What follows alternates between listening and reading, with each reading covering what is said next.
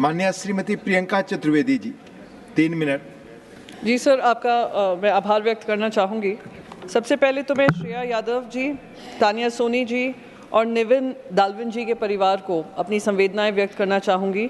जो उनके साथ हुआ, मैं उम्मीद करती हूँ आने वाले समय में किसी बच्चे के साथ ना हो, और वो बच्चा जो एक अपॉर्चुनिटी को ढूंढते हुए आता है उसके साथ तो कतई ना हो।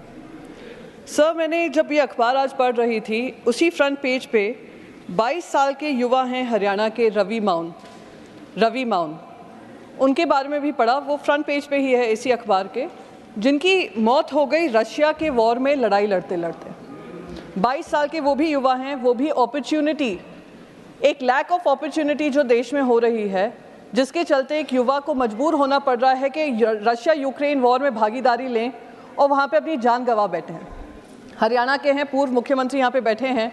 उम्मीद थी कि हम सब उस पर भी चर्चा करेंगे कि जब हम 267 लाते हैं नीट पे, 24 लाख जो बच्चे हैं उनके जो फ्यूचर हैं उनके बारे में उस पर भी चर्चा करें। पर अच्छी शुरुआत है, मैं उम्मीद करती हूँ आने वाले समय में हम वो चर्चा करेंगे। सर, जब लोकसभा के चुनाव हुए थे उस समय पे बात की गई थी पापा ने किस तरीके से वॉर रुकवा दी, और जो युवा हैं वो वहाँ से यूक्रेन से इंडिया लाए गए। वो बच्चे वापस तो आ गए इंडिया, पर वहाँ पर उनको ये ब्रिज कोर्स नहीं दिया कि किस तरीके से वो अपनी MBBS की पढ़ाई पूरी कर सकें।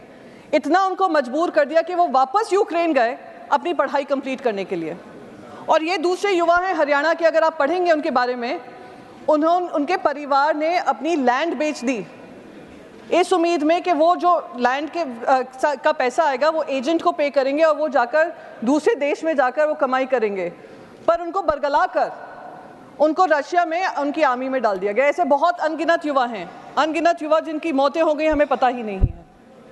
उसी तरीके से सर, हमने बाकायदा, हमारी सरकार ने इजराइल के साथ ऐसा ही एक साइन किया है, ट्रीटी साइन की है कि हमारे युवाओं के पास यहाँ पे रोजगार नहीं है तो जाइए इजराइल पे बॉर्डर पे जाकर लड़ाई लड़िए, उनकी वॉर हम लड़ेंगे और हमारे बच्चे यहाँ पे शहीद होंगे, हमें उसकी कोई परवाह नहीं है।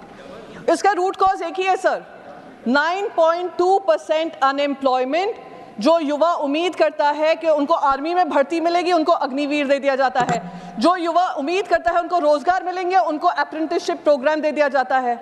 तो अगर युवाओं के बारे में व्यापक चर्चा करनी है तो इस इकोसिस्टम को ख़त्म करने की ज़रूरत है, जहाँ पे सरकारें हों, सरकारी नुमाइंदे हों, और साथ ही साथ ये कोचिंग सेंटर से लेकर ये पूरा इकोसिस्टम जो हमारे युवाओं के सपनों को तार-तार कर रहा है, चूर कर रहा है, उस पर किसी तरीके का संज्ञान लिया जाए और सख्त से सख्त कार्रवाई हो। ये ना हो कि 10 लोगों को आपने जेल में डाल दिया, 3 महीने बाद बेल दे दी और फिर वर्क एज यूजुअल चल रहा है।